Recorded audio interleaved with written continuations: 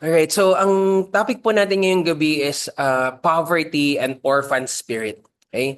Poverty and orphan spirit. Sa iba, sasabi nila, no, yung spirit of poverty. Ang spirit of poverty po ay iba doon sa sinasabi nating blessed are the poor in spirit. Okay? Magkaiba yung poor in spirit at saka yung spirit of poverty. When we're talking about yung poor in spirit, this is someone who understands, who is aware of their need of God, na alam nilang kailangan nila si Lord sa kanila pong mga buhay. Ganun naman dito po sa sinasabi natin na spirit of poverty. These are yung mga tao po na ang kanila pong kaisipan ay sila ay alipin ng kahirapan. Or yung iba may mga mindset sila na parang hindi ako pwedeng maging successful, hindi ako pwedeng nakakita ng financial breakthrough, no? And poverty can be in different forms, no? And makita po natin, it's very evident din sa bansa po natin, maraming mga tao na meron silang maling mindset about poverty, prosperity, about wealth, about finance. So, yun din po ay mga bagay na itinatama ng Lord sa mga buhay po natin para makita natin ano ba yung katotohanan, no, ng pagiging tunay na pinagpala ng Panginoon. So, at the same time, what we really want to discuss tonight is yung relationship nito doon sa orphan spirit. Okay? Yung spirito sa isang tao na para siyang orphan, parang wala siyang identity, wala siyang security kasi nga ang kanyang mindset at or ang espiritu na nananaig sa kanyang pagkatao is an Akin na orphan natuto yung phone spirit. mo. Okay? So, yun, nagulat naman ako. Okay. So, ayan po. Tingnan po natin, no, ano po yung reality na sinasabi po sa atin sa Bible. Okay? There are people who could be delivered, right? You can be delivered from Egypt but still live like a slave. We discussed this a few weeks ago also, na may mga tao na kahit na pinalaya na sila ng Panginoon doon sa Ehipto, yung mga Israelita, pero yung kanilang pamumuhay ay para pa ring alipin. Okay? The spirit of poverty and the orphan heart or the orphan spirit are internal wounds that only the revelation of the Father can heal. Wala pong iba na makapagpapagaling sa tao na meron pong ganitong, hindi lang siya mindset, pero spirito na at work sa life niya. Wala nang iba kundi the revelation of the fatherhood of God. People need to know or need to have a strong established knowledge, understanding of who God is as our Father. Sino ba siya bilang Ama po natin? Okay? Kasi pag tinignan po natin sa Malakay chapter 4, yung Malakay po, ito po yung huling book sa Old Testament. And sabi po doon, no, sa last book, last chapter, "Behold, I will send you Elijah the prophet before the coming of the great and awesome day of the Lord. And he will turn the hearts of the fathers to their children and the hearts of the children to their fathers. Otherwise, I will come and strike the land with a curse." Right? So, ang sabi po dito, no, "I will send you Elijah the prophet before the coming of the great and awesome day of the Lord." Ano pong ibig sabihin po nito? Ibig sabihin ba babalik si Elijah? Ang sinasabi po dito, no, na nadadating sa mga tao is it's like the anointing of Elijah. The same power that was on Elijah's life. Na makikita po natin yon sa buhay po ni Jesus. Jesus' goal, ang goal po ni Jesus is He will turn the hearts of the fathers to their children and the hearts of the children to their fathers. Ano po ibig sabihin, turn the hearts of the fathers to their children? There is reconciliation. There is a coming back. There is a restoration ng relationship ng mga tatay sa mga anak at mga anak doon sa tatay.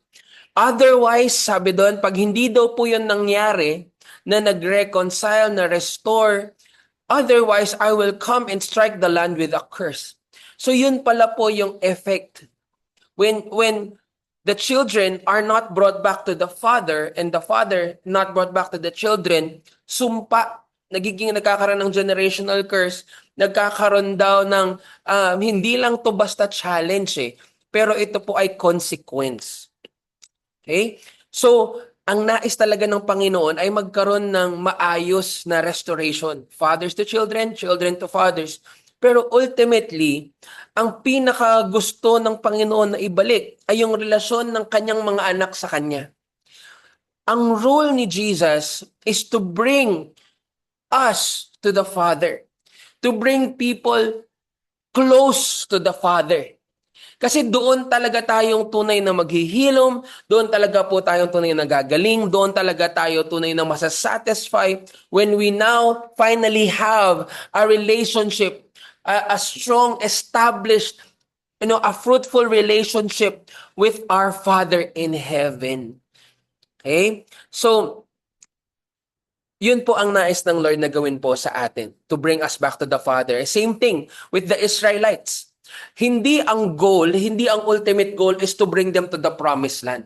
Ang ultimate goal was to bring them to the promise keeper, who is our Father in heaven. The promise keeper is always so much greater than the promised land. So, nakakalungkot lang that there would be still believers or Christians today na ang kanila pong mindset is just to get to the next level, just to get to what will make them happy, to what will satisfy them. So para bagang ang nagiging focus is the promised land, the good life, the better life. Right? Pero ang pinapakita po sa atin ng Panginoon, ang gusto niya talagang mangyari is that we have a real relationship with the Father in heaven. A real relationship with the promise keeper. Ang sabi pa nga ni Moses doon kay Pharaoh is, bigyan mo kami ng panahon para masamba namin ang Diyos. That we can worship our God. Kaya niya gustong ilabas yung mga tao doon sa Egypt, yung mga Israel sa Egypt, so that they can worship God, really worship God. So that in itself is a call for intimacy, a call for relationship, a call for drawing near to God. Right? Kasi yun po talaga ang kalayaan. So tingnan po natin itong verse na to in Exodus chapter 2, verse 23 to 25. During that long period, the king of Egypt died. The Israelites groaned in their slavery and cried out, and their cry for help because of their slavery went up to God. Okay, yun pong part na yun is very important. Because when there is someone crying out for help, when there is someone na ayaw nang maging slave, when there is someone who wants to be truly unbound, to be truly set free, God hears their cry. God hears their cry. But sometimes the problem is, paano if there's no one crying out for that? Or what if people are just too distracted, too confused, that they don't realize na sila pala ay under slavery? Or they are under this stronghold. Akala nila normal lang. So ang pinapakita po sa atin dito ng Panginoon is yung katotohanan na we must realize yung reality ng slavery sa mga buhay po natin. If it's still there, if it's still happening, ang gusto pong gawin ng Panginoon is that we would truly be set free. Hindi lang po gusto ng Panginoon na gawin tayong mabait o gusto ng Panginoon gawin tayong mabuti. Ang gusto niya po ay gawin tayong tunay na malaya. So their cry for help because of their slavery went up to God. God heard their groaning. Narinig ng Diyos yung nararamdaman nila, yung nararanasan nila sa kanila pong kalooban. And He remembered His covenant with Abraham, with Isaac, and with Jacob. So God looked on the Israelites and was concerned about them. Okay? God is concerned about your freedom. God is concerned about what you are crying out for. God is concerned about what is enslaving you. God is concerned about ano yung pumipigil sa'yo na tunay na mamuhay ng malaya.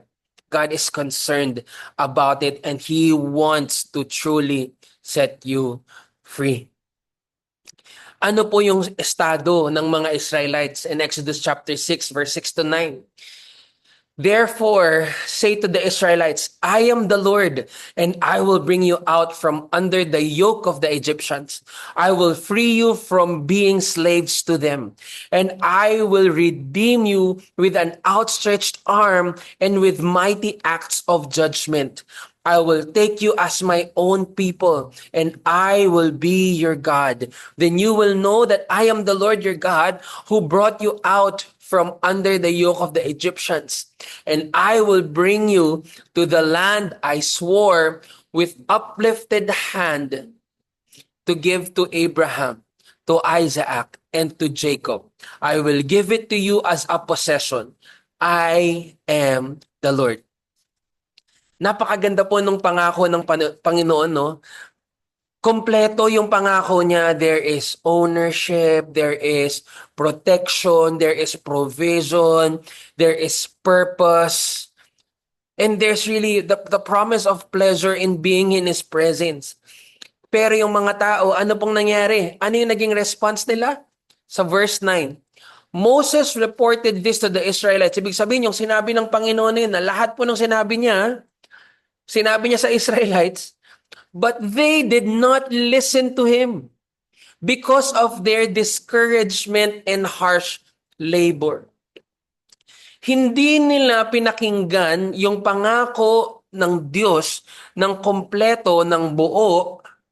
Okay? It's not because of who was speaking, it's not because it was Moses, but ano daw po yung dahilan bakit sila hindi nakinig? Hindi sila nakinig because they were full of discouragement and they were so overwhelmed by harsh labor. Wow. I just wanna see yung relationship din po nito, no? So kung nasaan po tayo ngayon sa panahon natin as believers in this nation, I don't know about you, but I really see and feel that there is so much discouragement because of our nation, because of our generation. Napakadaming discouragement, napakaraming frustration. And people, sometimes they're just focusing themselves on harsh labor. Alam mo yung mga tao po na trabaho na lang sila ng trabaho, they could not hear God clearly anymore because they feel like within themselves, kailangan ko lang magtrabaho para maka-breakthrough kami. Kailangan ko lang ibigay yung sarili ko sa lahat ng mga gawain na to, sa lahat ng mga trabaho na to, kasi ito lang yung tanging pag-asa para makalaya kami. Are you getting what I'm saying po, no? There is so much discouragement and people are, di ba, just engaging themselves in harsh labor. Obviously, may mga tao nakikita mo hindi na nga ganun ka-healthy yung kanilang working environment, yung kanilang working hours, pero tatanggapin na lang nila because they feel like yun na lang yung magsasalba sa kanila eh. Pero nakalimutan po ba natin na merong Diyos na nagpangako? Merong Diyos na nagsasabi sa atin na alam niya kung saan niya tayo dadalhin. Merong Diyos na nagsasabi sa atin that we belong to Him. Sa Kanya po tayo. And He is our God and we are His people. I am the Lord your God, sabi po dito, who brought you out from under the yoke of the Egyptians. Meron siyang pangako ng pagpapalaya. Pero maraming mga tao na mas gusto nilang tawagin yung mga sarili nilang alipin ng salapi. O alipin ng kanilang pagtatrabaho to justify their blind slavery, no, doon sa kanila pong pagtatrabaho.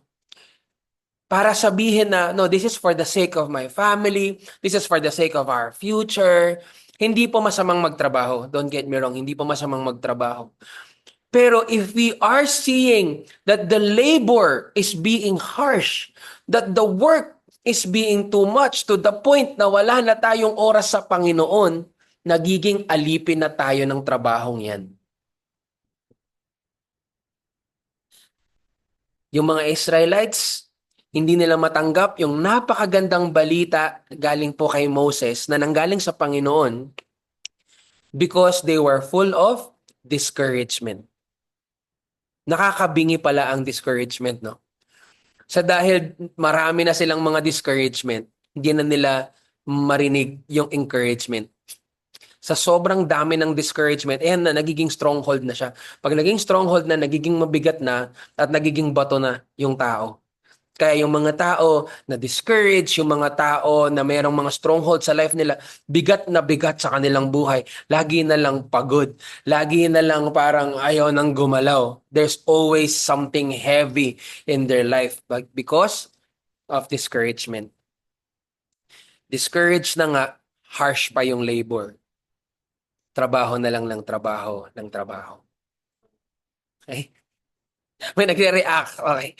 May nagmamanifest na. Okay. So, there are people overwhelmed by oppression. Na-overwhelmed na sila, tapos in-embrace na lang nila na it is what it is, ganito na talaga yung buhay namin, talagang mahirap na mabuhay ngayon. Pero mga kapatid, wag mong kalimutan, merong Diyos na nangako. At sinasabi niyang hindi kanya pababayaan. Right? So, yan yung nire-redeem po natin sa mga pinag-uusapan po natin ngayon. Yung orphan spirit and the spirit of poverty. Bakit po ito nangyayari sa isang tao? When there is the orphan spirit and the spirit of poverty sa isang tao, meron siyang distorted view of God. Okay? Ito po ay hindi roots. Ito po ay fruits. Okay? Ito yung effects. Ito po yung results. Na dahil nandyan yung orphan spirit, dahil nandyan yung spirit of poverty, ang nangyayari sa tao ay meron siyang ngayong distorted view of God. Nakikita niya si God bilang master niya, pero hindi bilang mabuting, mapagmahal na ama. Sunod lang siya ng sunod kasi master niya. Sunod lang siya ng sunod kasi feeling niya alipin siya. Pero hindi niya nakikitang anak siya. Next naman is, there is a striving for approval. When there is the orphan spirit and the spirit of poverty, people are striving for approval. They need praise and acceptance from others. Masama ba ang praise and acceptance from other people? Hindi po. Pero if you feel na ito ang bumubuo at kumukompleto at nagpapasaya sa pagkatao mo, there is something wrong. Kung may praise sila o wala, it doesn't have to matter. As long as you know who you are in the Lord, kahit walang mag-praise, kahit walang mag-accept, if you know that you are loved and accepted by God, that should be enough. Pero yun nga, dahil mayroong orphan spirit or spirit of poverty din, there is a striving for approval. There is striving for validation. Kailangan nila akong mahalin, kailangan nila akong tanggapin, kailangan nila akong makita. Right? If then there is an orphan spirit and a spirit of poverty, there's people are enjoying counterfeit comfort. Counterfeit comfort. Food, relationships, or escapism. Okay? Kain ng kain ng kain. Feeling nila yun ang nagpapasaya sa kanila. Hindi po yan hobby. Minsan, merong underlying, no? Sabi nga natin dito, orphan spirit or spirit of poverty, na tuwing may pagkain, gusto mo laging kumain ng madami. Minsan lang naman eh. Minsan lang to. Kaya there is this mindset na para siyang laging mauubusan. Kaya kailangan ko ng damihan ngayon. That is a survival mode, a survival mindset na hindi tayo po ginawa ng Panginoon to be like that. Okay? That is that is a mindset of scarcity. Baka wala na to bukas, baka din to, 'di ba? Yung may mga ganong mindset eh. Kaya pag mayroong pagkain, lahat na lang, 'di ba? Hindi naman masama yung mag-sharon, no, mag-take out ng mga pagkain. Siyempre, ayaw mong may masayang eh. But sometimes, no, we take in so much more than what we actually need. And sometimes that is a thinking na Parang ito, kunyari, merong interview ako napanood eh. Meron ako na interview na panood kay ano, si ano to, si si Sembrano ba? Ba't nakalimutan yung pangalan niya. May interview siya na mangingisda. Sabi niya dun sa mangingisda, oh, napakarami pang isda dito. Bakit hindi natin hulihin lahat ngayon para marami tayong mabenta? Sabi ng mangingisda sa kanya, Ma'am, bukas naman andyan pa yan eh. Bukas naman andyan pa yan eh. Pwede naman natin kailangan ubusin lahat ngayon. Kasi bukas, ibibigay pa din yan ng Panginoon. You know, that kind of mindset na nagpo-provide naman si Lord eh. Hindi natin kailangan maging sakim ngayon. Hindi natin kailangan kunin lahat yan ngayon. Meron pa yan bukas. So it's actually not just a mindset, it is a spirit na kailangan natin lumaya. 'Di ba?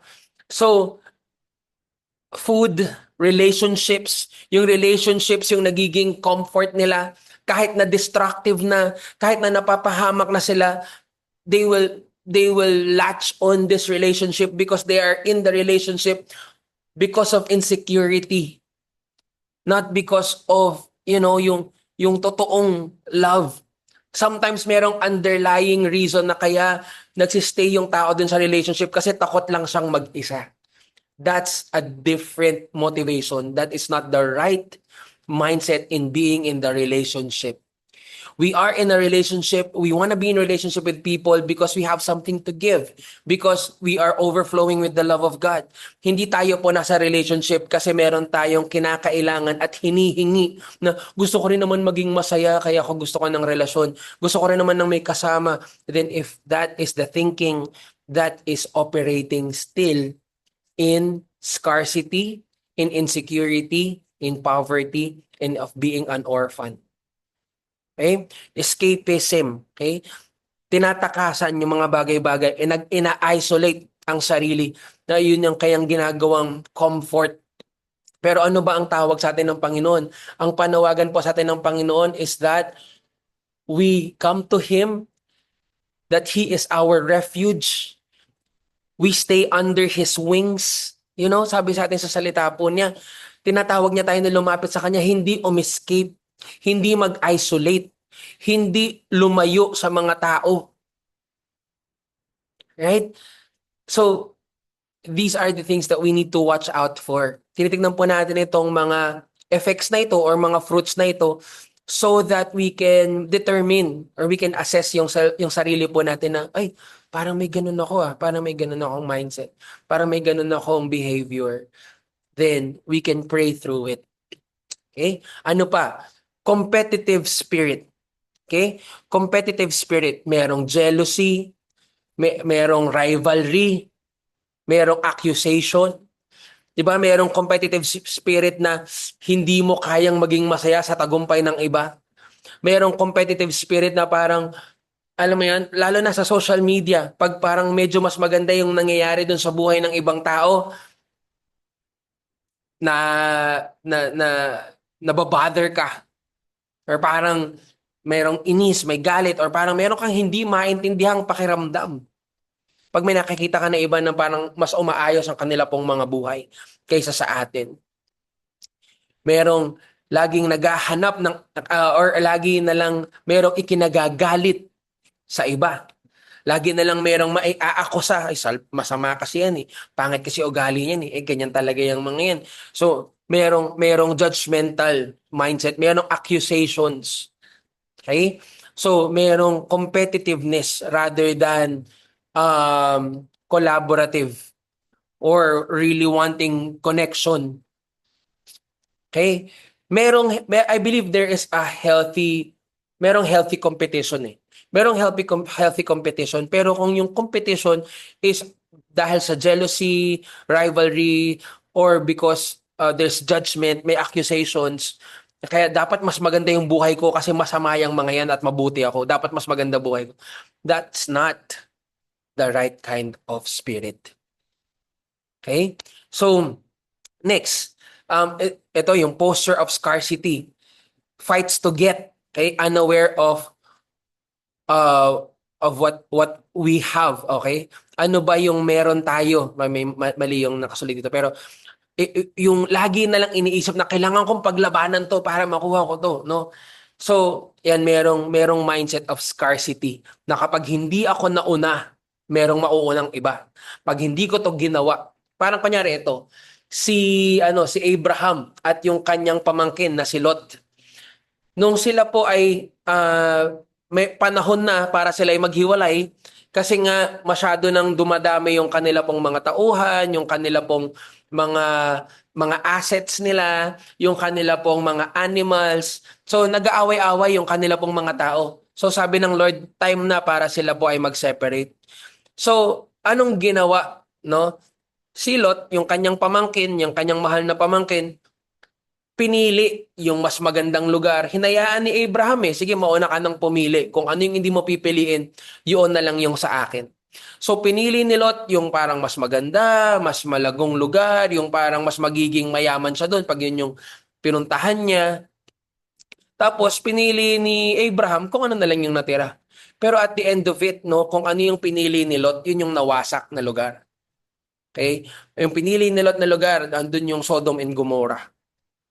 So ano nakita natin po doon?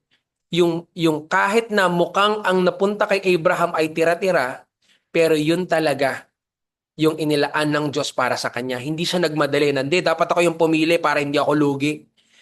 Alam mo yung ganong mindset palagi na kailangan walang makaaangat sa akin, kailangan walang mauuna sa akin na iba. Kailangan ako muna yung pumili para mas nasa akin yung advantage. Yan po ay posture ng scarcity. Pero if we are led by the Spirit of God, if there's discernment, there's also patience, and there is trust.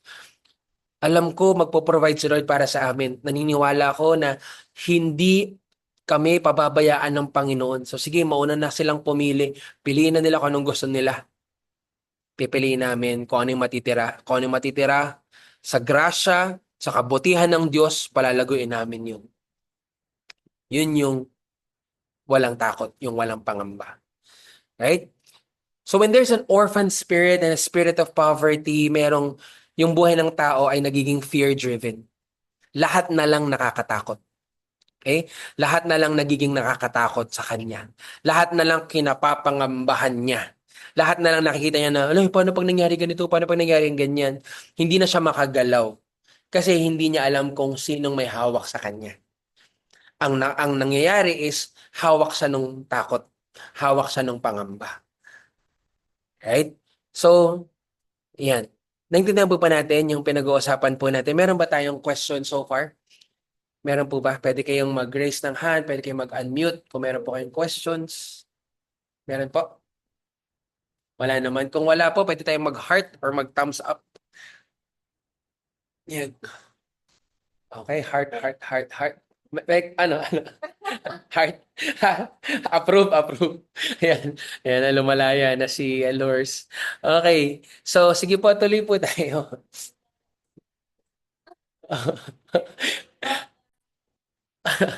Hindi kasi yan parinig.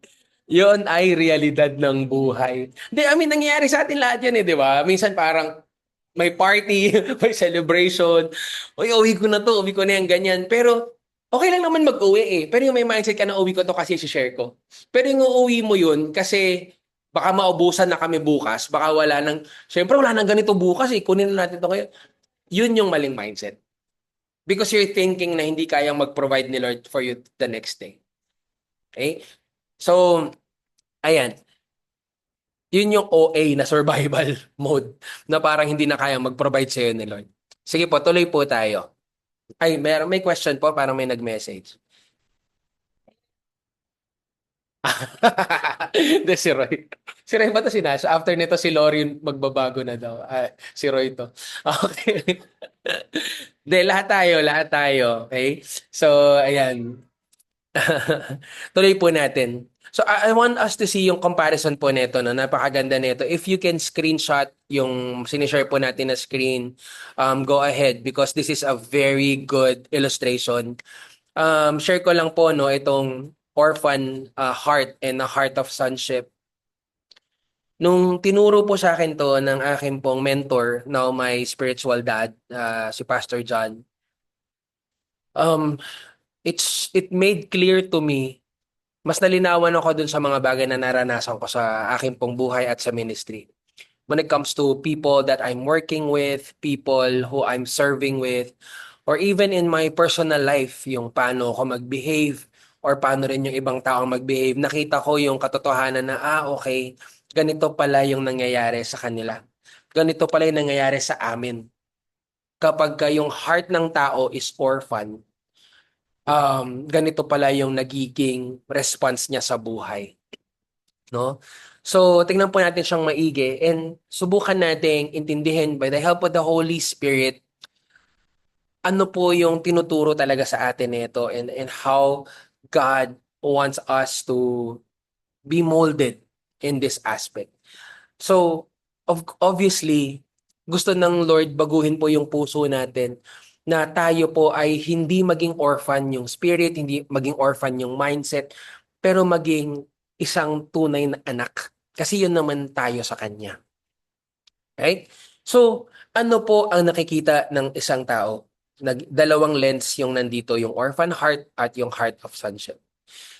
Yung image of God, para sa isang tao na may orphan heart, this person only sees God as a master, but doesn't see God as a father.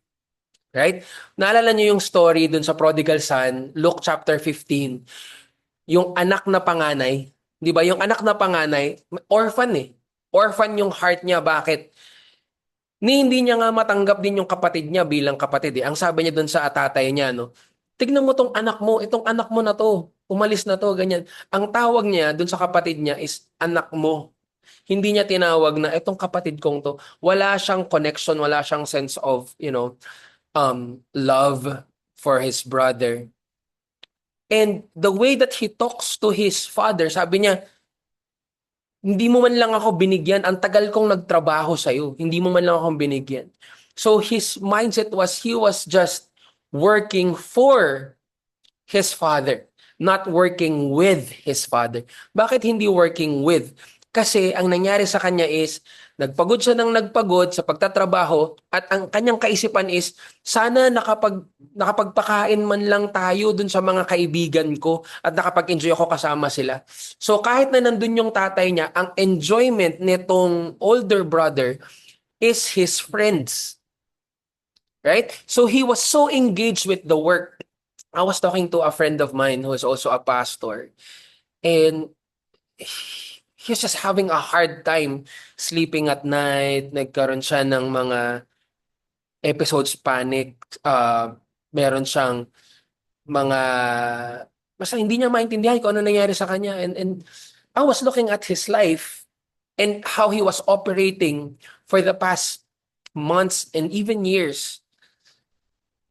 Sabi ko sa kanya, bro, you have been serving so much.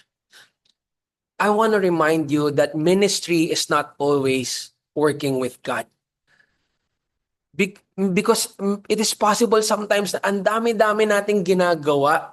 Sobrang pagod na natin. Because I was seeing his schedule, I was not healthy at all. Everything that he was doing, ang dami. And sometimes in the lens of mission, parang, uy, ang fruitful naman ito. Ang grabe naman yung ginagawa niya for the Lord. Ginagawa for the Lord. But ginagawa niya ba with the Lord? Because maybe sometimes, I'm not judging my friend. I know his passion and his love for God. Pero sometimes we can get lost doon sa mindset ng mission. Nasa akala natin, mission, mission, mission, mission, ginagawa kong lahat to para sa Panginoon. Pero eventually, you see that your body is deteriorating, you're not taking care of the temple of the Holy Spirit, itong isang katawan na meron ka. And then, eventually, you'll just say na, bakit ganito yung nangyari sa akin? Nagpagod naman ako sa pagmi-ministry, pero parang pinabayaan ako ng Panginoon. Pero pinabayaan ka ba ng Panginoon na pinabayaan mo yung katawan mo? That's a different thing. And I'm able to talk to him about these things because I used to be that way. Kung makikita niyo po yung picture ko nung 20 2015, 2014, parang mas mukha pang matanda sa kung ano po yung itsura ko ngayon. Because during that time, the way that I was doing ministry, para ako pong matanda na, no? Parang sa isang Sunday, magpe-preach ako ng 3 beses, pupunta ako sa iba't iba pong lugar, and sometimes you feel like, no, this is the mission, this is what God wants to do. And meron akong isang point noon na on my third preaching of one Sunday sa Chowking, because we were planting a church at that time sa Manila, bigla na lang ako nag-collapse at kailangan nila akong dalhin sa ospital. Buti na lang, dinala nila yung crush ko sa ospital, si Pastor SS. So nagkamalay na ako ulit at lumakas na ako ulit. Pero I could not move for days. I could not function for days because over yung ginawa kong parusa sa katawan. Hindi na natutuwa si Lord sa ganun. So ayun po, no? With an orphan heart, people see God as a master, not as a loving father. Okay? So, those with an orphan heart, yung outlook po nila sa buhay is they are independent and self-reliant. Feeling nila sarili lang nila ang kampi nila. Feeling nila kailangan nilang dalhin lang yung mga sarili nila. Pero yung mayroong heart of sonship, meron siyang interdependence, can work with others, can in a healthy way be in a community. Okay? And there is the need of God. There is a reliance on God. So, ano pa, yung theology ng isang taong may orphan heart, they love the law, pero it comes from judgment. They love to follow the rules, pero when it comes to relationship with the law, with the love of God, with God telling us to love other people, hirap na hirap silang gawin. Right? So, these are kabaliktaran naman nung taong merong heart of sonship, because their law is the love of God. It comes from grace. It's the law of love. They function in the law of love. And it comes from the grace of God. Wow, that's so powerful. Ano pa po? Yung in terms of security, those with an orphan heart are insecure and they have to fight for everything. Feeling nila lahat competition. Feeling nila lahat kailangan nilang paglabanan. Right? Pero yung may heart of sonship or daughters of God, they are at rest and they trust in God's provision. Wow. Nakakapagpahinga sila kasi alam nila na magpo-provide si Lord. Nakakapagpahinga sila. Hindi sila natatakot kasi alam nila na pag nagtiwala sila sa Panginoon, magpo-provide naman talaga si Lord. Amen? So next is yung orphan heart. They strive for praise and acceptance from others, and discuss natin kanina. But those with the right heart, the heart of sonship, totally accepted by God's grace, no need to earn. Yan. Alam nila na tanggap sila dahil sa grasya ng Diyos. Ano pa? The attitude to love. Yung mga orphan heart, feeling nila, kailangan nilang i-earn yung love. Kailangan, or basically, it's transactional. Pag binigay ko to, matatanggap ko yung love. Pag ginawa ko to, mamahalin na ako. Pag binigay ko to, hindi na ako iiwanan. So, ganon yung behavior ng orphan. Yun namang may heart of sonship, love is freely given. It is based on who I am. I am loved because of who I am. Minamahal ako dahil sa kung sino ako. Hindi dahil sa kung anong ginawa ko, hindi dahil may success ako, hindi dahil may na-achieve ako, pero mahal ako just because I am loved. I am who I am. Right? So, sa orphan heart naman, yung kanilang pagsiserve, okay? They want yung achievement, the duty, routine, or guilt. They are serving because they want to be recognized. Yung achievement nila ma-recognize. Okay? Or they're bound by duty. Kailangan ko kasing tong gawin, kaya gagawin ko. O kaya, nasanay na lang sila, routine or religiosity. Kaya ako ito ginagawa kasi ito na yung nakasanayan naming gawin. Kaya, pero wala sang malalim na dahilan. Ano pa? Kaya ako naman ito ginagawa. Kaya ako nagpapakabuti. Kaya ako tumutulong sa tao. Kasi meron akong obligasyon at meron akong pagbawi na ginagawa. Kasi ang sama ko dati. Kaya babawi ako ngayon. No, that is not even the right heart. Pero yung may heart of sonship has deep gratitude, okay? May pagpapasalamat every time na nagsiserve. Hindi siya naghahanap ng magpapasalamat sa kanya, pero nagsiserve siya kasi nagpapasalamat siya. Nagets po natin yon? It's totally different, right? Iba yung naglilingkod para mapasalamatan at iba naman yung naglilingkod kasi nagpapasalamat. Na parang, Lord, kaya ako naman na-enjoy ang paglilingkod kasi pinakita mo rin sa akin kung paano maglingkod. Kasi Lord, napakatindi naman ang binigay mo din sa amin. Kaya gusto ko rin maglingkod. Hindi dahil nagigilty ako, hindi dahil may utang na loob ako, pero kasi nakita ko yung example mo na ganito ka maglingkod. So, those people with a heart of sonship, they serve from peace and joy. Right? Napakaganda po, no? Question po so far sa pinag-uusapan po natin, meron po ba? Wala naman po. Kung wala po, tuloy po tayo. Yan. Next naman, when it comes to discipline. Okay? Yung discipline, it could be correction, yan, rebukes. Yung orphan heart, yung discipline sa kanya is duty and guilt and tawag dito, earning God's favor. So, gagawin niya, babaguhin niya kasi feeling niya duty niya, o nagigilty siya, o kaya kailangan gagawin ko to para matuwa sa akin si Lord. No? So, pero yung heart of sonship, meron siyang mindset of pleasure and delight. And there's a hunger for God. So whatever I do, whether that's reading the word, is because I delight in reading the word of God. I'm reading the word because I love to be in the presence of God. I'm worshiping the Lord because I hunger for His presence. Because I take pleasure in being in His presence. Masaya ako sa presensya ng Diyos. Kaya ako siya inaawitan, kaya ako siya sinasamba. Right? So, ano pa? With an orphan heart, yung motive nila when it comes to purity is this: I must be holy to earn favor. Okay?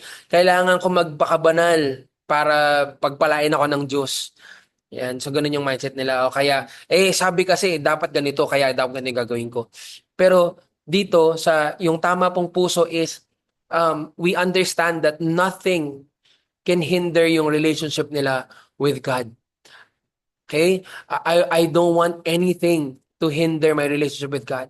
That's why I'm living in purity, because what I value is my relationship with God, with my relationship with my Father. Kaya gusto niya na manatili siya in purity. Right? Sa self-image naman, yung orphan heart, meron siyang self-rejection. And lagi niyang kinokompara yung sarili niya sa iba. Baka meron tayo pong ganun. Itong pinsan ko ganito. Ito, buti pa siya, ganyan siya. Buti pa tong katrabaho ko, ganito. Sana all, sana ganyan. No? So, yung self-image niya, it's always being compared to others. Wala siyang full love sa kanyang sarili. Pero yung merong tamang puso, merong heart of sonship, siya daw po ay um, positive yung kanyang tingin sa sarili niya at alam niya na siya ay mabuti, alam niya na siya ay maganda, alam na siya ay pinagpala ng Diyos. Kasi yun yung having the confidence in God's eyes. Okay? I know I am loved by God. Ano pa? Sa sources of comfort, sabi nga natin kanina, no? Pagka-orphan, yan yung sa food, escapism, counterfeit affections. Pero yung heart of sonship, may peace and solitude in the Father's presence. Ang kanyang comfort is to be in the presence of the Father. To be in the presence of my God. Right? Yung mga orphan naman, yung kanilang relationship with the peer, merong competition, rivalry, jealousy, no? Meron laging, kailangan mas magaling ako, ganyan. Yung may tama namang puso, no? Yung heart of sonship, humility, unity, and there is rejoicing in the blessing of others. Nakita niya nagtatango pa yung iba, masaya din siya. Right? Next naman, yung orphan heart ay puno ng accusation. Okay? Ang dami niyang gustong i-expose na pagkakasalan ng iba. Minsan pa sasabihin niya na, huwag niyo sasabihin na, pero nakita ko kasi si ano ganito eh. Uy, sa atin lang to ah. Yan. Pero sa mga ini-expose, pero hindi niya naman dinideal in person doon sa tao mismo na yun.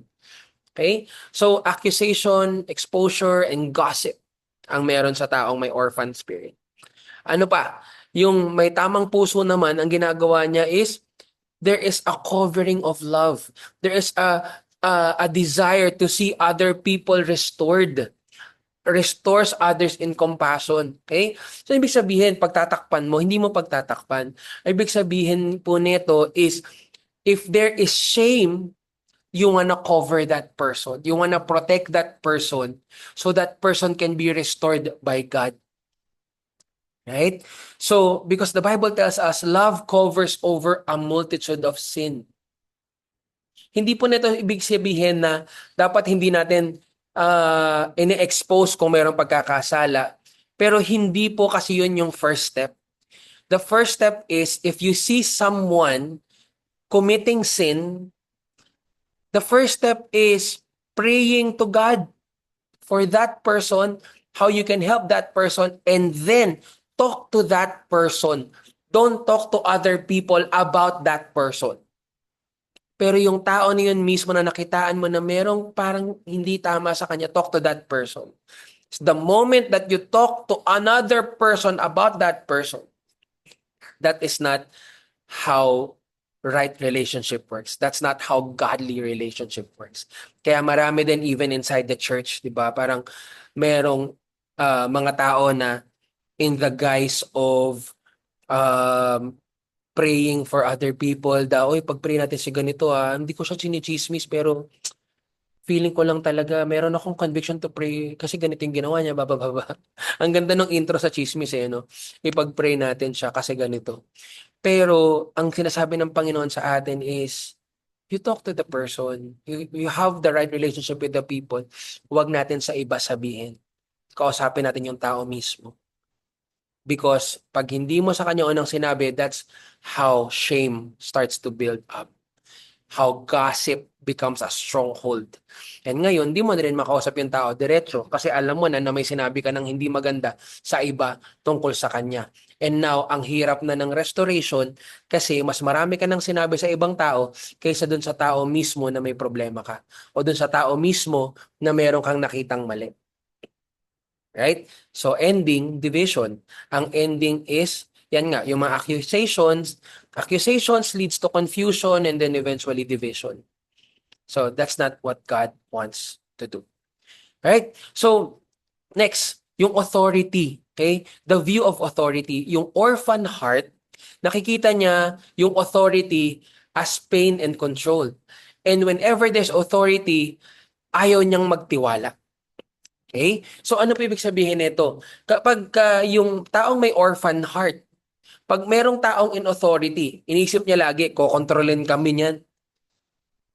Masasaktan lang ako dyan.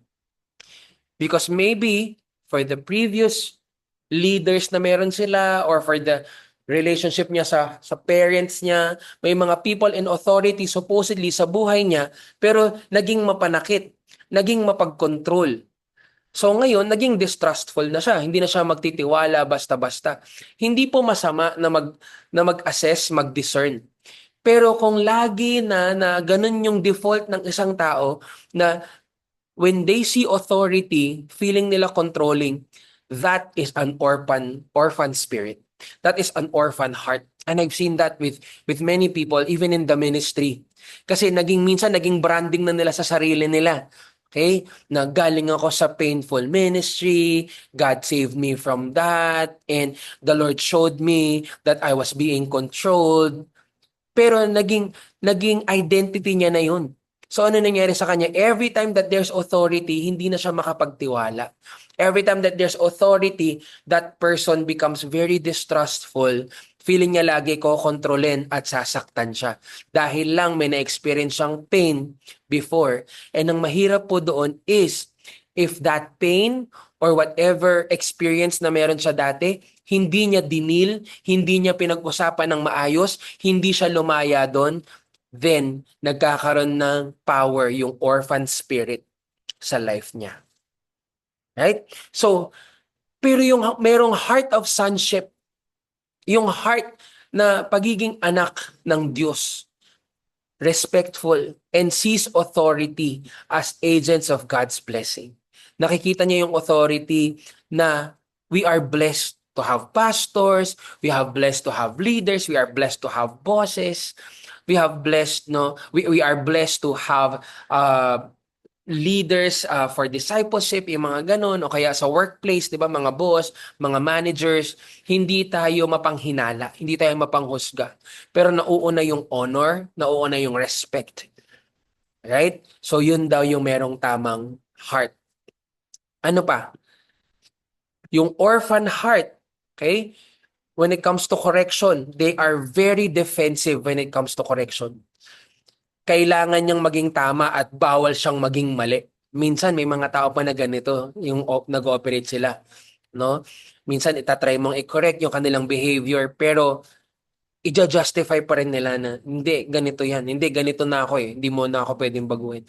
That is actually an orphan heart. That's an orphan spirit. Parang yung mga Pharisees, remember, in the Bible, nung time po ni Jesus, merong mga Pariseo. Pinapakita ni Jesus sa kanila na merong tamang pamamaraan ang Diyos kung paanong mamahalin at paglilingkuran po yung mga tao.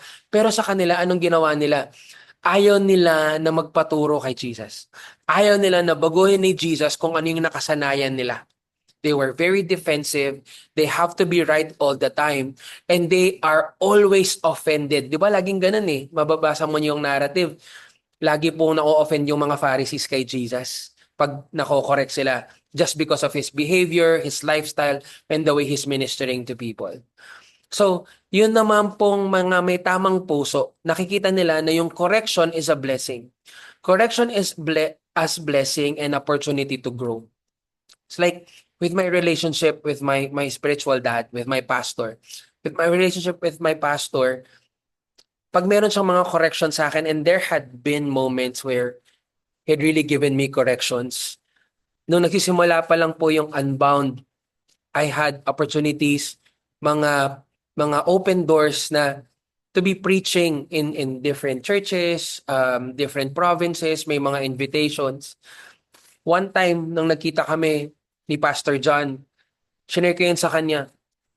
Tapos sabi niya sa akin, akala ko matutuwa siya eh. Sasabihin niya na, wow, I'm so proud of you doing all these things, blah, blah, blah. Sabi niya sa akin, ano ka ba? Preacher ka ba o pastor? Because if you're a pastor of a church, if God called you to be a pastor and to build this house, to build this church, be in this church every single week. Be in the house of the Lord and take care of your people. Pero kung gusto mo lang maging preacher, preach ka sa iba't ibang lugar, edi go do that, but you will never be able to build the church. That was a correction for me because I was enjoying and I was thriving in the sense yung heart ko ba, masaya ako na nagpi-preach, masaya po ako na nakakapag-minister sa iba't ibang churches, sa mga iba't ibang lugar. But then I was corrected and I was shown itong katotohanan na you have to learn to steward what God had given you in the right way. We cannot just be doing what we enjoy. Okay? Because that could be escapism. And that could be trying to escape. You're escaping to that because that's what you enjoy. Pero pinapakita ng Lord is here you need to stay because you need to grow and endure here. Kasi pag nag-endure ka dito ka mag-grow at dito ka magiging fruitful talaga. Right? So then, from that time when nabawasan yung mga alis-alis ko and going for preaching and ministering to different ministries. Kasi mas pinakita po sa akin through a correction coming from my leader that I have to stay. Okay? There are also corrections that I receive from mga ninong at ninang na spiritual leaders din sa life namin of how my relationship is with my wife. So yung mga ganun po mga bagay, I have to listen, I have to be very careful to receive it. Kasi kung hindi, ano po yung magsasuffer? The cost would be my relationship and my family as well. So kaya po napakahalaga na makita natin yung mga correction as blessing and opportunity to grow. It's not controlling. Kasi mayroon pong mga iba na for them, hindi na kailangan ng discipleship kasi si Lord na yung magsasabi. That is a wrong teaching and that is a wrong mindset. Because may mga tao na magsasabi na, hindi, umate naman ako ng church, hindi ko na kailangan ng maglilid sa akin, hindi na kailangan ng may magdi-disciple sa akin, hindi ko na kailangan ng pastor, hindi ko na kailangan makarinig ng correction. Kita mo po, no? In those spaces, maraming pangit ang ugali. Kasi ayaw na nila na nagpapakorek eh. Marami dong hindi mako-correct na behavior. Marami dong, because that's what discipleship is. Discipleship is being willing to be corrected in character. Hindi po yung faith yung kinokorek character. Because your faith, it is being built up in the Lord. Eh, ang problema din is, hindi mo din naman marireceive kung ano yung tinuturo ng Panginoon if pag nagpapadaan siya ng correction sa tao, hindi mo rin pinapansin. So, nag-gets mo po ba yun? Kung tao nga hindi natin mapakinggan si Lord pa kaya? Kung tao nga na pinadala ng Panginoon, hindi natin kayang tanggapin yung correction, if it's real correction, di ba po? Paano pang pakikinggan natin yung tinig ng Diyos? Minsan doon naman talaga tayo po nagsisimula. Kaya merong iba, never na silang umabot sa punto na talagang meron silang malalim na pakikinig sa Panginoon kasi alam niyo po, andun talaga po yung susi din eh. If we learn to listen to what God says, to the people, pastors, leaders na inintrust niya po sa atin. Kasi yun yung mas maliit na task kaysa dun sa mapakinggan yung tinig ng Lord. Kung mapakikinggan mo at mapagkakatiwalaan mo yung salita na pinaadaan ng Diyos mula sa tao, lalo mong mapahahalagahan ng salita ng Diyos na direktang nanggaling sa Kanya. No? But it goes hand in hand. That's why we have to read the Word of God. We have to open up our Bibles para alam natin kung ano yung biblical na correction at ano yung hindi biblical na correction. We have to read our Bibles so naintindihan natin kung ano yung controlling or ano yung godly correcting. Right? So, ayan po, tuloy po tayo. I hope you're learning and receiving something from this. Expressing love. Okay? Yung mga orphan heart, they are guarded and conditional. Meets own needs. Very guarded and very conditional sila na parang hindi ko ibibigay yung love ko kung hindi mo ibibigay sa akin yung ganito. At very guarded sila na they could not openly love. They could not be vulnerable. Kasi nga, pag yung sa orphan heart, merong shame, nahihiyang umamin, nahihiya na ipakita ang buong katotohanan. Right? So, ano pa? With the heart of sonship naman, open and affectionate, seeks to meet others' needs. So, yung may tama pong puso, andun siya sa kanyang desire to meet other people's needs. Hindi siya yung lagi nagtatanong, what's in it for me? What's in it for me? What is gonna be the benefit for me? Pag ginawa ko yan, ano naman yung sa akin dyan? Pag ginawa ko yan, ano mapapala ko dyan? Okay? So, yun yung mindset ng orphan compared sa mindset ng anak. Ano pa, when it comes to the presence of God, there are people who could feel distant and conditional. Okay? They feel distant and conditional when it comes to their relationship with God. Hindi ako binibless ng Lord kasi hindi ako nagpapakabait. Yung mga ganun. Diba? Pero yung tao na merong puso na anak siya ng Lord, alam niya na God is close, God is here, I have a relationship with Him. And everywhere I go, I can experience Him. Okay? Every place is home. Every place can become a home. Right? Ano pa? When it comes to spiritual condition, yung orphan heart is in bondage and slavery. Pero yung may heart of sonship, there's liberty and freedom in Christ. In spiritual position, yung orphan heart feels like a servant or a slave. Pero yung heart of sonship feels like a son and daughter. When it comes to vision, yung orphan heart strives for achievement and distinction.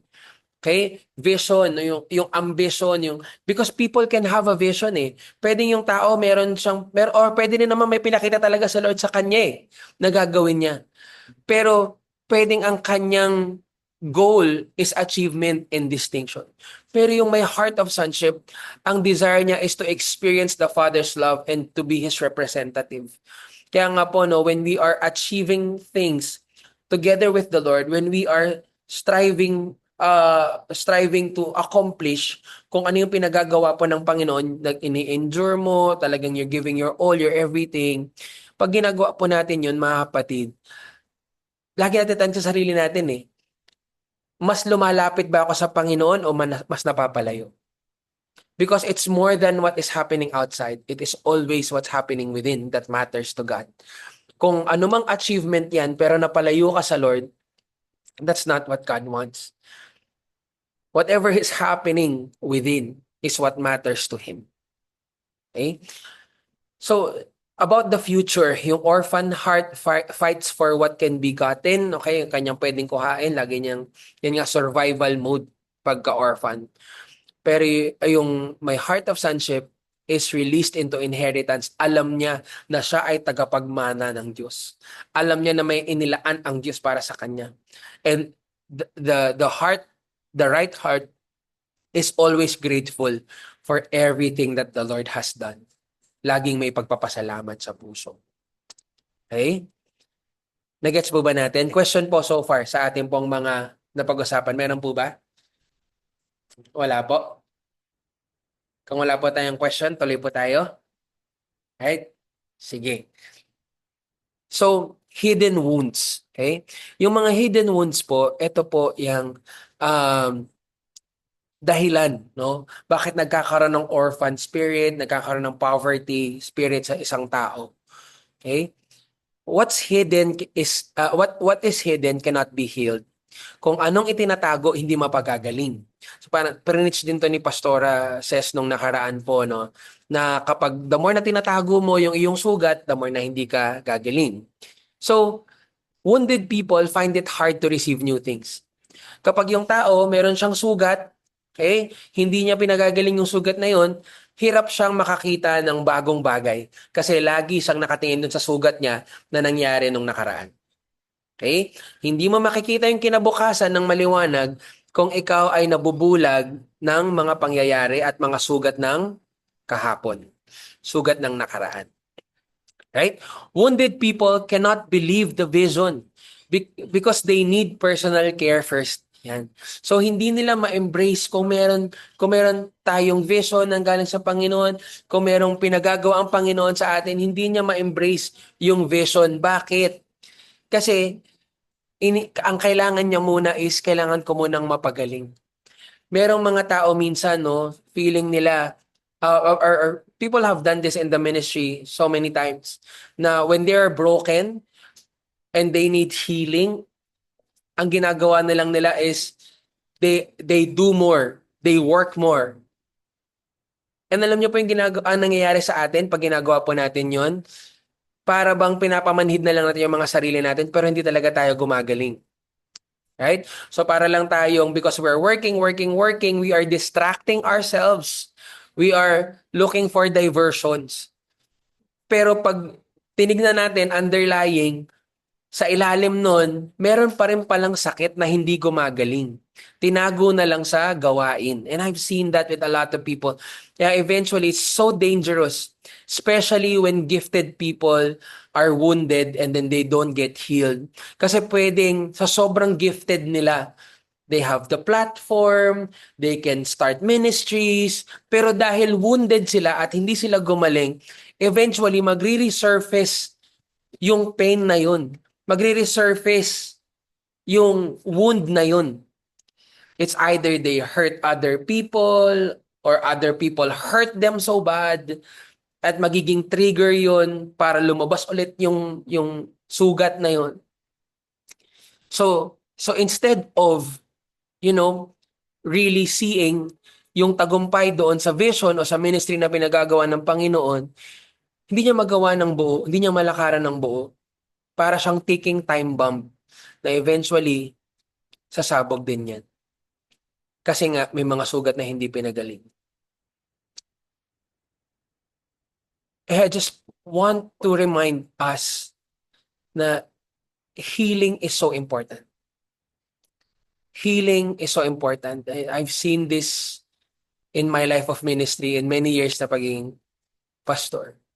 I've seen people na nag-ministry nang hindi nila fully hinayaang gumaling yung mga sarili nila. sa Panginoon. Tinuloy lang nila yung gawain. Sabi kasi, we are wounded warriors. We are the wounded healers. Well, we can be wounded and then scarred. Pero at least pag scarred, healed ka na eh. Pero yung sabihin mo na you are wounded and you are still in the healing process, pero tinuloy mo lang ng tinuloy, eventually it's gonna cause greater pain for others or a greater damage on your body, on yourself as well. So, healing is important. I've seen this with brothers in the faith. I've seen this with other people in ministry also na meron silang kailangan pagalingin pero hindi sila nagpagaling. Ang ginawa na lang nila is ginalingan nila. Iba po yung nagpagaling sa ginalingan, no? Kasi pwedeng dahil ginalingan, mukha na silang magaling. Na-guess ba yun? Nag-strive hard, ginalingan ng husto in whatever they're doing. So kaya may mga tao nagiging performative sila and they're trying to prove to people that they're okay through the things that they're doing. Na dahil marami akong nagagawa, ibig sabihin okay lang ako. I want people to know na maging okay ako. Pero that is functioning under an orphan spirit. That is functioning under an insecure spirit. Kaya merong iba na imbis na kailangan maghilom, if you're really wounded, if you're really hurt, take time to heal. Pero the healing process is about admitting kung saan ka nasaktan, admitting kung saan ka nagkamali, admitting kung saan ka nadapa. Kasi meron ako before na may na-experience. Pag tinanong ko kung kamusta, ang daming magagandang bagay na sinasabi. Pero ang dami palang hindi magandang nangyari sa buhay nila.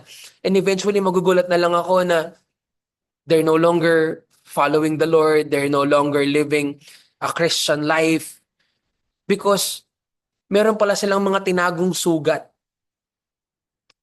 As eventually, sa dulo, sisisihin nila si Lord. O sisisihin nila yung mga tao na hindi daw sila tinulungan. Pero you never exposed your hurt. You never shared your truth or what hurt you, or you did not take the opportunity for humility to be vulnerable with the right people para matulungan ka talagang gumaling. So wounded people need to be healed first. We hide the hand that needs healing because of shame. Yun yung nagpipigil sa mga tao para umamin kung saan, para sila po ay mag-admit, umamin kung saan silang may sakit kasi nahihiya sila. Pero wag po, shame is not from the Lord. Shame is not from the Lord. Right? Until the wound is shown to God and others, it cannot be fully healed. Hanggat hindi natin pinapakita sa iba at hindi natin pinapakita sa Diyos, hindi tayo po tuluyan na gagaling. You see, doon pa sa mga Israelites, hindi naman nagbago yung pangako at hindi naman nagapos yung pangako ng Diyos. The promise was never changed. The chains were external. Nakita mo yung mga tao po, no? Mga Israelites, naging alipin talaga sila eh. They had external chains. But the wound was internal. The internal wounds na na-experience nila because of the slavery. God's provision, love, and blessing were always available, but a wounded heart cannot receive them. Lagi naman available. Lagi namang nandyan yung provision, yung love, yung blessing ng Lord, pero yung tao kasi nasugatan, hindi niya matanggap yun ng buo. Okay? So, paano po ba yung paggaling? Confessing to God and then confessing to each other. Right? Confessing to God and then confessing to each other. So, makita natin that we are forgiven by God. In 1 John 1:9, if we confess our sins, He is faithful and just and will forgive us our sins and purify us from all unrighteousness. That's confessing our sins to God. Papatawarin niya daw po tayo. And next is confessing to each other. And then we will experience healing. Gagaling tayo. In James 5 verse 16, therefore confess your sins to each other and pray for each other so that you may be healed.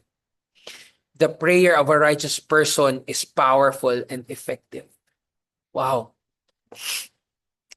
Praying for each other, confessing. Hindi po sinabi dito that when you confess your sins to each other, wait 1 week, wait 1 year, wait 3 months, and then your prayer will be powerful and effective. Hindi po eh. Hindi po binigyan ng ganong timeline. Sabi dito, confess your sins to each other and pray for each other so that you may be healed. And then, the prayer of a righteous person is powerful and effective. Once you confess your sins to one another, you confess your sins to God, you are forgiven, you are healed, and you are a righteous person before God. Sa tao, parang ang dami pang kailangan daanan dapat na proseso at patunayan. Pero sa Diyos, once you confess your sins, you are forgiven. And it will never make sense sa utak po natin bilang mga tao na, ganun-ganun lang tayo papatawarin ng Diyos. Yes, kasi ganun katindi yung kanyang ibinigay na kabayaran. Jesus crucified. His blood shed for us. Magko-confess lang ako ng kasalanan ko with one another, I will be healed. Hindi po sinabi dito, no, na confess to everyone. Hindi po. Pero ang sabi po dito, confess to each other. Kung ikaw ay may pinagkakatiwalaan na kapatid sa pananampalataya or yung pastor mo or yung kung leader mo, meron ka, you confess your sin.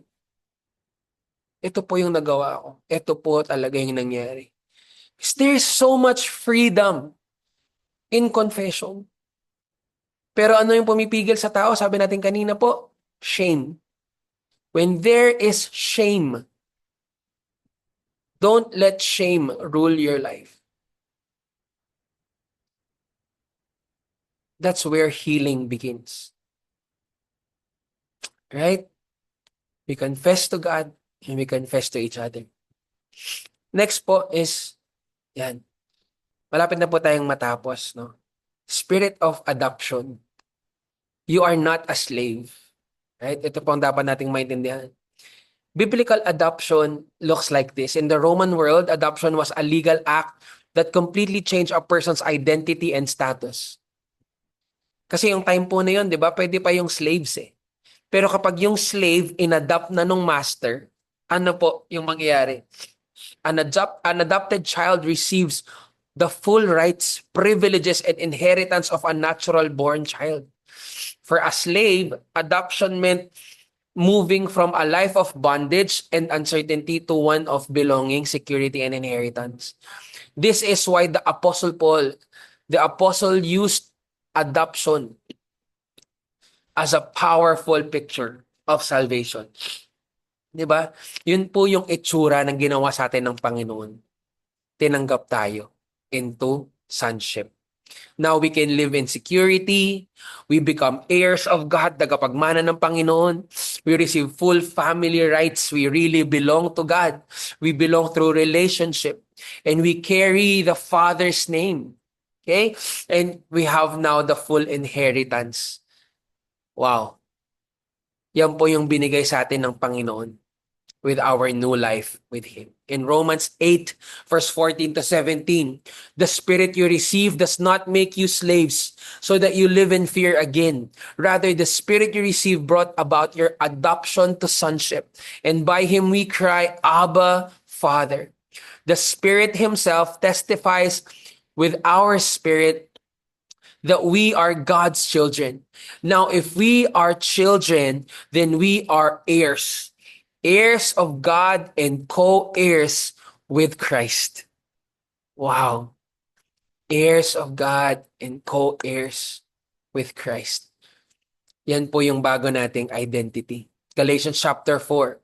What I am saying is that as long as an heir is underage, sabi ni Paul, he is no different from a slave, although he owns the whole estate. The heir is subject to guardians and trustees until the time set by his father. So also when we were underage, we were in slavery under the elemental spiritual forces of the world. Nung hindi pa natin nakikilala daw ang Panginoon. But when the set time had fully come, God sent His Son, Jesus, born of a woman, born under the law, to redeem those under the law, that we might receive adoption to sonship.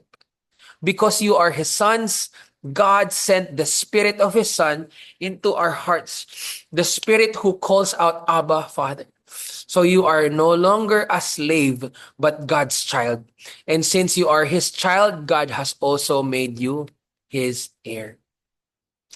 Pinapakita lang po sa atin dito in context, biblically, na totoo ang pinag-uusapan po natin. If we come to church and the only message that we hear is, you are good, you are blessed, you are a new person, ganyan. Kulang. There has to be this revelation that we are sons and daughters of God and that He is our Father. Real Father. Doon talaga po tunay na matatanggal sa isang tao yung spirit of poverty and spirit of being an orphan. Parang, kunyari po, yung Pilipinas ngayon, yung mga tao parang walang identity, wala silang mapanghawakan because I believe that for the longest time that we have been a nation, wala tayong nakitang solid na picture of a father-like leader for this nation. And what we constantly see is a leader that takes advantage of his people one way or another. Walang perfect na leader, I know that for sure. Pero the irony kasi or for the longest time, no, we have been slaves. Una, slaves of other nations. Slaves of other nations, mga Kastila, napakatagal. They have taken over our nation. So, ilang years yon, hundreds of, years. Years of being slaves. Years of being slaves. So, paano mo yun, gaano po yun katagal? Gaano natin matatanggal yung slavery dun sa mindset ng nation natin? So, kaya po napakahalaga na pinag-uusapan natin to. Yung orphan spirit. Bakit? Because that is what our nation is being under. Dahil sa napakatagal na mindset na tayo ay slaves. We've been enslaved by different nations and now we are being slaves also by, oligarchs. The richest people in government, na harap-harapan niloloko yung mga tao. We also all the more feel enslaved and then like an orphan. Lalo na sa panahon po ngayon na lumalabas lalo at lalong nalilinawan yung mga tao na ganito pala kalaki yung mga ninanakaw sa atin ng gobyerno. That in itself should bother us and make us understand na grabe, ito pala yung pinagdadaanan namin. So kaya nagta-thrive lalo yung demonic spirit na ito ng orphan spirit is because may mga tao na hindi nila alam na ito yung nangyayari. Okay? There are people who don't understand, who don't realize na kaya po may control sa atin yung mga politicians. Kasi naghahanap tayo lagi ng padrino, naghahanap lagi tayo ng ama, naghahanap tayo lagi ng maaasahan po natin. That's what we are experiencing. That's what we are going through as a nation. We need real fathers. But Praise God because wala mang tumayo as a father. We have our Father in heaven. So we will always have an answer to this need of fatherhood. Meron tayo pong kasagutan, and that is our Father in heaven. The antidote is not effort, it's revelation. Okay? You don't strive to become a son. That is what we need to defeat. That is what we need to overcome. Because we're living in a very efforts-based world. Effortan mo ng effortan, tatanggapin ka rin. Baka pag ginalingan mo, mamahalin ka rin. Baka pag binigay mo ang lahat, mapapasayo din siya. The antidote, brothers and sisters, is not effort. It is revelation. Kasi pag nagkaroon na tayo ng revelation that we are God's sons and daughters, tama na yung i-effortan natin. Mag-i-effort na tayo hindi para ma-validate tayo or para makatanggap tayo ng atensyon, pero mag-i-effort tayo dahil we have so much to give because we're so filled by our Father. We are so fulfilled in being His children. That is the antidote. You received it. Abba, Father, the cry of a son, not a servant. Sonship speaks of security, peace, identity, and joy in serving. Masayang naglilingkod. Masayang dumadalo sa worship. Masaya na nagmamahal ng kapwa. Because now, you're filled with the love of the Father. The highest law is the law of love. That's the law of God. Yung pagmamahal ng Panginoon. That this is not love that is defined by human beings. This law of love is the law of the love of God. When you know you are loved, you stop striving. Alam mo mahal ka ng Panginoon Alam mo, mahal ka ng Diyos. When you know you are loved, you can receive vision, healing, blessing, and community. The love of God, not love designed and defined by man. It is love in the context of the love of the Father. Yung love na makita natin sa ginawa po ni Jesus. That's what God wants para sa po sa atin. Sa mga pinag-uusapan po natin ngayon, napakahalaga na makita po natin yung katotohanan ng pagmamahal na ibinibigay po sa atin ng Panginoon. This is the real love that He wants us to experience. It is the kind of love that He wants us to have every single day. Sabi po sa salita ng Diyos, He satisfy us in the morning with His love. I pray that we experience that every day.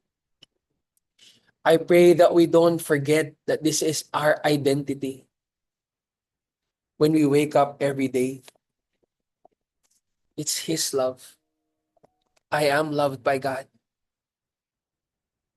We are loved by the Lord.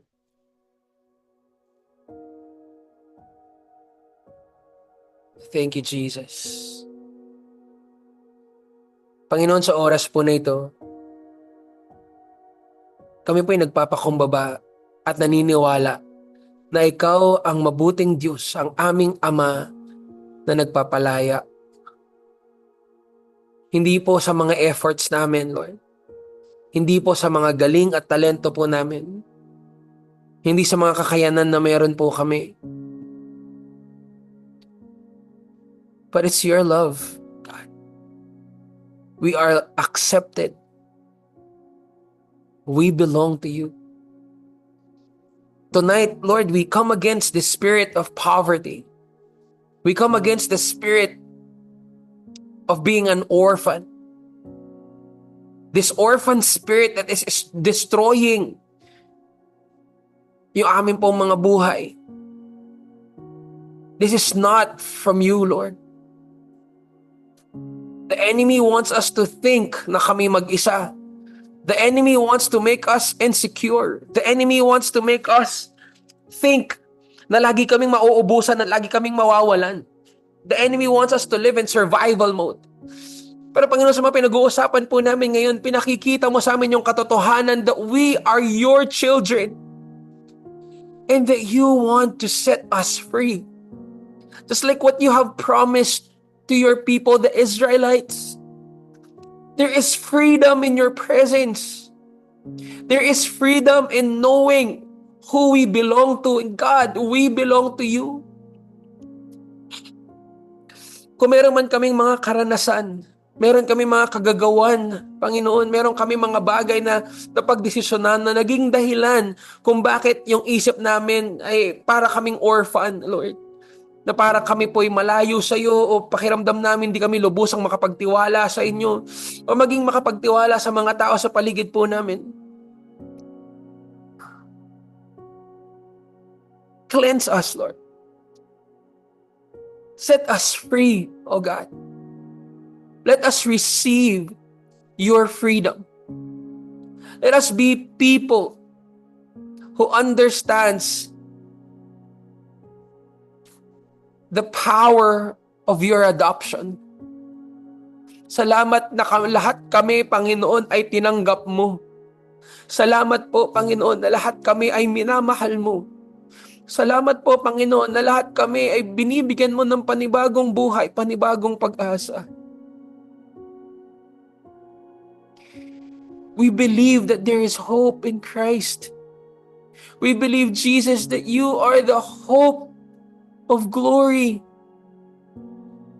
We believe, Lord, that you are the only one who can set us free. So we thank you, Lord, sa bawat isa na binibigyan mo ng katapangan, ng grasya mo, Panginoon, na kami po'y umamin, magpakumbaba, tanggapin, hindi sa kung saan kami mahina, pero kung saan kami merong hindi po mga kakulangan, Lord, pero kung saan kami inaatake ng kaaway. Panginoon, dalangin namin, hilumin mo nga po yung mga sugat namin. Bigyan mo po kami ng grasya mo, Panginoon, na makapagpatawad po kami sa mga taong nakasakit po sa amin. At hindi namin hayaan na maging stronghold to ng kaaway. Hindi namin hayaan na maging makakapitan kami ng gawa ng kaaway dahil sa mga sugat na ayaw namin pong gumaling o hindi namin kayang aminin. Help us, God, to release forgiveness tonight. Help us, Lord, also to receive forgiveness coming from you. Give us the courage, Lord,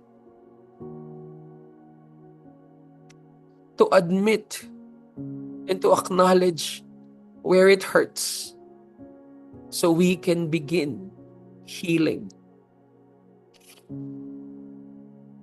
Thank you, Jesus. Holy Spirit, Holy Spirit, you are our comforter. But at the same time, when the Spirit of God comes upon us, we become witnesses.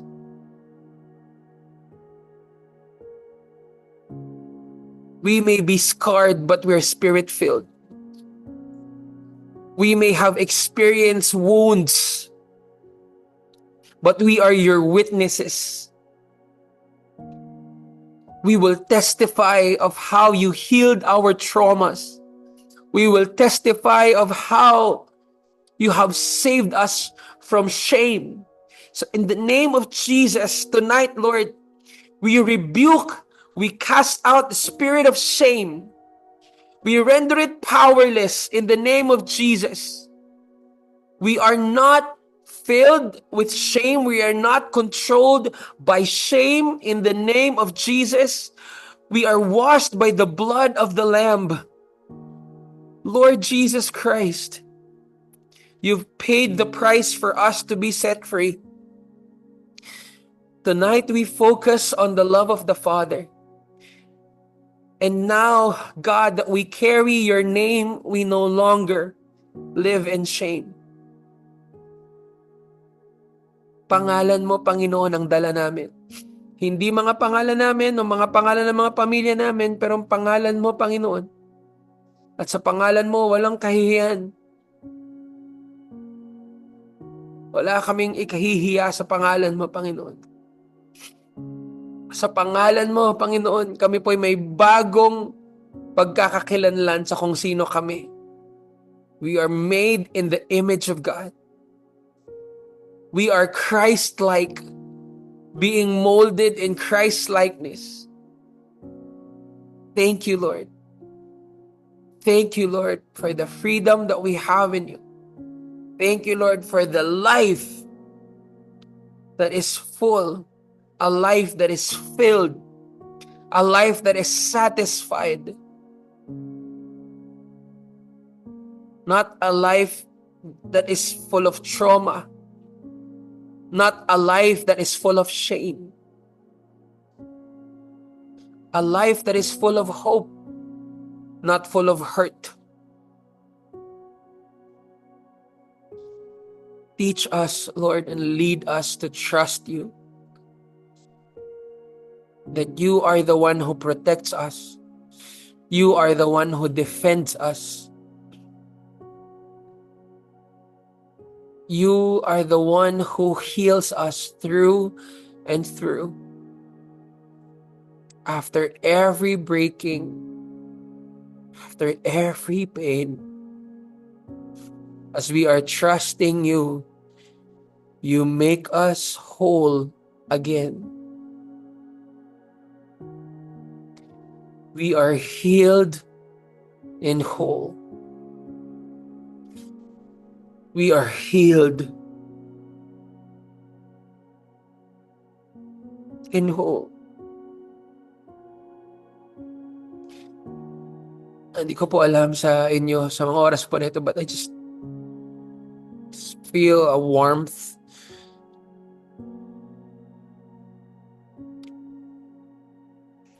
Of the presence of God, of His love.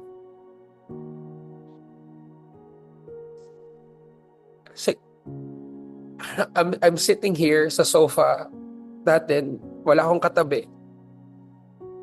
I feel like someone just sat beside me. I just feel a closeness from the Lord right now. Diba? Kung multo yan, matatakot ka. But right now, I just feel security. I just sense His love. I just sense comfort.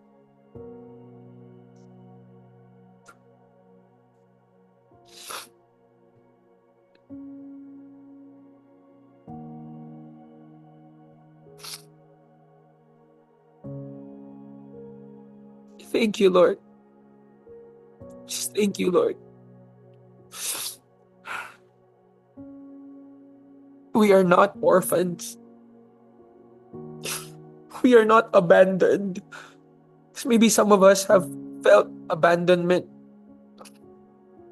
over and over and over. Maybe you felt abandonment from parents.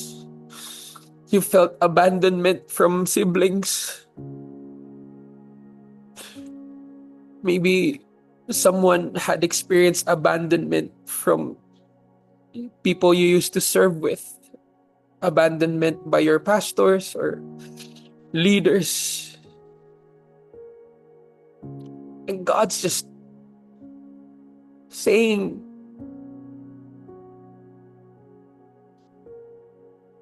they may have left, but I never did. They may have abandoned you, but I never did.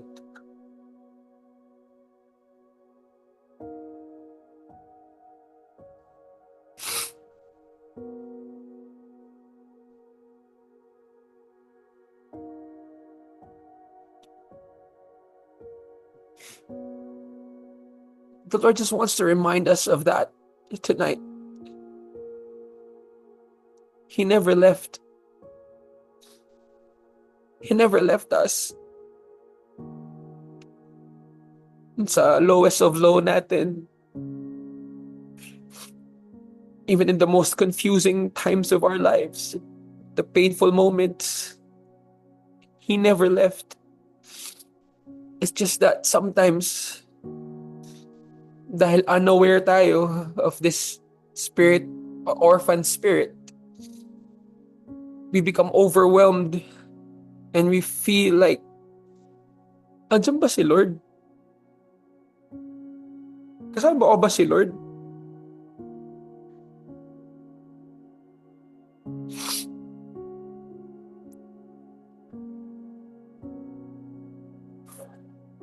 And that's also one of the things that Jesus paid for on the cross. Jesus said, my God, why have you forsaken me?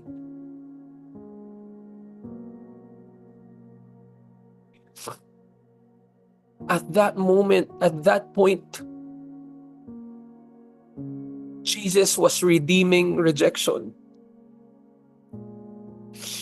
Jesus was redeeming abandonment.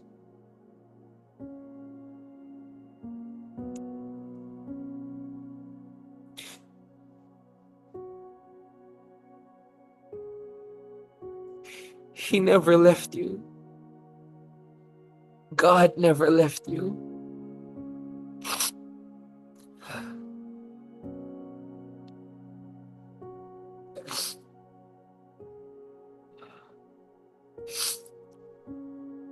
Father, once more, we just thank you for your presence.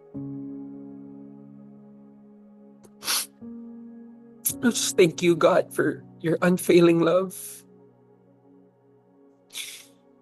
your unconditional love, Lord. Wala pa man kaming ginagawa, you already love us. You don't even love us more pag may na-accomplish kami sa ministry or whatsoever. That's not how you love us. You pour your love into our hearts, God. So much of your love. Salamat po, Panginoon, na kami kailanman hindi mo iniwan, hindi pinabayaan. And now we are more aware of that truth. No matter what happens, we are not abandoned by our Father. No matter what happens, we are not alone. So we thank you, God. Thank you for tonight, Lord. And we believe that there's more that you are doing sa buhay ng bawat isa po sa amin. Even as we have our personal moments with you, personal time with you, God. We thank you, Lord, for tonight. In Jesus' name we pray. Amen. Amen. Amen. Thank you, Jesus.